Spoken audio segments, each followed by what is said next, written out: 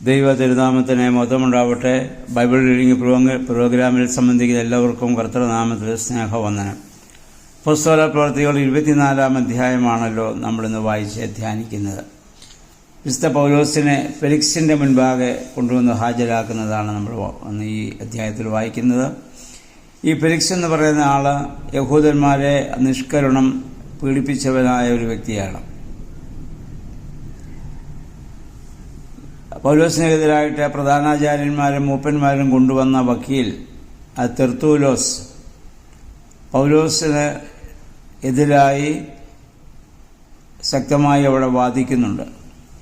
വാദത്തിൻ്റെ സാരം ഒന്ന്, നസ്രായ ഉപദേശം അല്ലെങ്കിൽ യേശുവിൻ്റെ ആ ഉപദേശത്തിൻ്റെ തലവനാണിവൻ. ഇവൻ ഞങ്ങൾക്കൊരു ബാധയാണ്. മറ്റൊരു വിധത്തിൽ പറഞ്ഞാൽ യഹൂദ മതത്തിൻ്റെ അടിത്തറ ഇവൻ ഇളക്കുന്നവനാണ്. അതൊക്കെ അദ്ദേഹം വാദിച്ചപ്പോൾ 10 മുതൽ 22 വരെയുള്ള വാക്യങ്ങൾ പൗലോസ്ലീഹായുടെ ധീരമായ സാക്ഷ്യമാണ്. പൗലോസ്ലീഹ പറഞ്ഞു, തനിക്ക് യാതൊരു ദുരുദ്ദേശവും ഇല്ല. താൻ ദേവാലയത്തിൽ ചെന്നത് ശുദ്ധീകരണത്തിന് വേണ്ടിയാണ്, കലാപ ഉദ്ദേശത്തോടു കൂടിയല്ല. കരുതിക്കൂട്ടി ഞാൻ ദേവാലയത്തെ അശുദ്ധമാക്കിയെന്ന് ഇവർക്കൊരിക്കലും പറയാൻ സാധിക്കുകയില്ല. അപ്പോൾ ഈ ക്രിസ്തു മാർഗത്തെക്കുറിച്ച് ഈ ഫെലിക്സ് നേരത്തെ കേട്ടിട്ടുണ്ട്. അദ്ദേഹത്തിന് അതേപ്പറ്റി അറിവുള്ളതായി നമ്മൾ വായിക്കുന്നു. കാരണം അദ്ദേഹത്തിൻ്റെ ഭാര്യ ദൃശ്യല, ഈ ദൃശ്യല എന്ന് പറയുന്ന സ്ത്രീ അപ്പോസ്തല പ്രവൃത്തികൾ 12-ാം അധ്യായത്തിൻ്റെ 1 അഗ്രിപ്പ രാജാവിൻ്റെ 3 പുത്രന്മാരിൽ ഇളയവളാണെന്നും യമേസ രാജാവായ അക്സിയൂസിൻ്റെ ഭാര്യയായിരുന്നെന്നും ഇവൾ അയാളെ ഉപേക്ഷിച്ച് ഫെലിക്സിൻ്റെ ഭാര്യയായവളാണെന്നും ആ ചരിത്രങ്ങളിൽ നമ്മൾ വായിക്കുന്നു. ഈ സ്ത്രീയിൽ നിന്നായിരിക്കാം, ഈ ഭാര്യയിൽ നിന്നായിരിക്കാം ഈ ഫെലിക്സ് ക്രൈസ്തവ സമൂഹത്തെക്കുറിച്ചും യേശുവിനെക്കുറിച്ചും ഇതിനു മുൻപ് മനസ്സിലാക്കാൻ സാധ്യതയുള്ളത്. അതുകൊണ്ട് ക്രിസ്തു മാർഗത്തെക്കുറിച്ച് അദ്ദേഹത്തിന് ഒരു അറിവ് ലഭിക്കാൻ കാരണം അതായിരുന്നിരിക്കാം. ഇവരെ ഭാര്യ ഭർത്താക്കന്മാരെ അവരെ ദുഷിച്ച ജീവിതം നയിച്ചിരുന്നവരാണ്. പക്ഷെ അവർക്ക് മശീഹായെക്കുറിച്ച് കേൾക്കുവാൻ അവർ ആഗ്രഹിച്ചു. അപ്പോൾ അവർക്കങ്ങനെ മനസ്സാക്ഷിക്കുത്ത് വന്ന് അവർ അനുദപിക്കുന്നതിന് പകരം വീണ്ടും വീണ്ടും പൗലോസിനെ വിളിച്ച് ഇത് കേൾക്കുവാൻ ആഗ്രഹിക്കുകയും അപ്പോൾ അങ്ങനെ ചെയ്യുമ്പോൾ പൗലോസ്ലീഹായിൽ നിന്ന് അവർക്ക് കൈക്കൂലി ലഭിക്കുമെന്ന് ആഗ്രഹിക്കുകയും ചെയ്തു.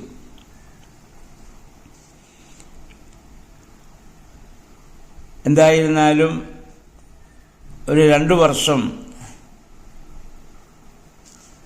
ഈ പൗലോസിനെ അദ്ദേഹത്തിൻ്റെ കയ്യിൽ കിട്ടിയിട്ടും ഇടയ്ക്കിടയ്ക്ക് വിളിച്ച് അദ്ദേഹത്തിൽ നിന്ന് വിസ്തീർണം ചോദിച്ചതല്ലാതെ ഒരു മാനസാന്തരം ഉണ്ടാക്കുവാൻ അദ്ദേഹത്തിന് സാധിച്ചില്ല. അദ്ദേഹത്തിന് ശേഷം പിന്നീട് വരുന്ന ആളാണ് ഫെസ്തോസ് എന്ന് പറയുന്ന ആൾ. ചരിത്രപ്രകാരം AD 58 അദ്ദേഹം നിയമിതനായി. അയാൾ ഒരുവിധം ഭംഗിയായി ഭരിച്ച ശേഷം 5 വർഷം കഴിഞ്ഞ് നിര്യാതനായി. അദ്ദേഹം പൗലോസിനെ യഹൂദന്മാർക്ക് വിട്ടുകൊടുക്കാതെ സൂക്ഷിച്ച വ്യക്തിയാണ്. പൗലോസ് കൈസറെ അഭയം ചൊല്ലിയതിനാൽ അദ്ദേഹത്തെ റോമിലേക്ക് അയക്കുന്നു. അപ്പം ഇത്രയും ഭാഗങ്ങളാണ് ഈ 24-ാം അധ്യായത്തിൽ നമ്മൾ വായിക്കുന്നത്. പൗലോസിനെതിരായിട്ട് അവർ വലിയ അഡ്വക്കേറ്റ്സിനെയൊക്കെ കൊണ്ടുവന്നെങ്കിലും പൗലോസിൻ്റെ മേൽ ഒന്നും ചെയ്യാൻ സാധിക്കാതെ ദൈവം പൗലോസിനെ അത്ഭുതകരമായി ഈ ഫെലിക്സ് മുഖാന്തരവും അതിനുശേഷം വന്ന ഫെസ്തോസ് മുഖാന്തരവും കാത്തു സംരക്ഷിക്കുന്ന ആ വലിയ അനുഭവമാണ് ഈ 24-ാം അധ്യായത്തിൽ നമുക്ക് നിന്ന് മനസ്സിലാക്കാൻ സാധിക്കുന്നത്.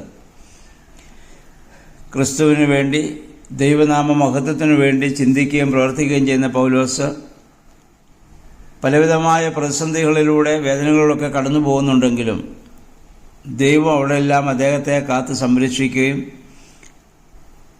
അദ്ദേഹത്തിനെതിരായി സംസാരിക്കുന്നവർ പോലും പിന്നീട് ക്രിസ്തുവിൽ വിശ്വസിക്കുവാൻ തക്കവണ്ണം കാരണമായി തീരുകയും ചെയ്യുന്ന